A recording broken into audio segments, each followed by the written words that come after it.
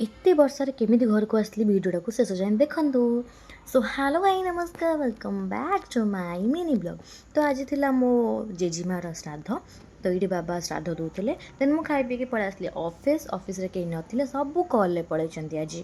ତ ଫାଇନାଲି ମୁଁ ଲଞ୍ଚ୍ କରିବା ପାଇଁ ବାହାରିଲି। ଲଞ୍ଚ୍ କରିସାରିଲା ପରେ କିଛିଟା କାମ ଥିଲା ପେଣ୍ଡିଙ୍ଗ, ଯେଉଁଟାକୁ ମୁଁ ସାରିଲି। ସାରି ସାରିଲା ପରେ ଟିକେ ରିଲାକ୍ସ ହେଉଥିଲି। ଏଇଠି ଦେଖନ୍ତୁ ହିମାଂଶୁ ପୁରା ମୁହଁ ଶୁଖେଇକି ବସିଛି, କାହିଁକି ମୁଁ ଜାଣିନି। ତାପରେ ଆମେ ବାହାରିଲୁ ଗୋଟେ କଲ୍ରେ, ଆଜି ଗୋଟେ କଷ୍ଟମର ସହିତ ମିଟିଂ ଥିଲା, ତ ଆମେ ଯାଇକି କଥା ହେଇକି ଆସିଲୁ। ସେଠୁ ଆସିଲା ପରେ ଆମେ ଟିକେ ମୁଢ଼ି ଘାଣ୍ଟିଆ ଖାଉଥିଲୁ, ଯେହେତୁ ପାଗ ଆଜି ଭଲ ଦେଇଥିଲା। ସେଠୁ ମୁଁ ପଳେଇ ଆସିଲି ସିଧା ବସ୍କୁ।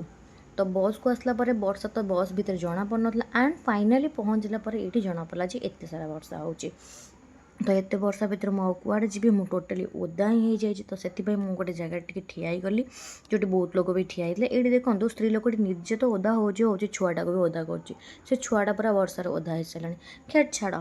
ତ ବାବା ପଳେଇ ଆସିଲେ ତାପରେ ରେନକୋଟ୍ ନେଇକି, ବଟ୍ ସେତେବେଳକୁ ବର୍ଷା ଛାଡ଼ି ଯାଇଛି। ବାବା କହିଲେ କାହିଁ ଛତା ନେଉନୁ, ତୁ ମୋ କଥା ନ ମାନିଲୁ, ସେଥିପାଇଁ ଆଜି ଓଦା ହେଲୁ, ତୋ ଦେହ ଖରାପ ହେବ।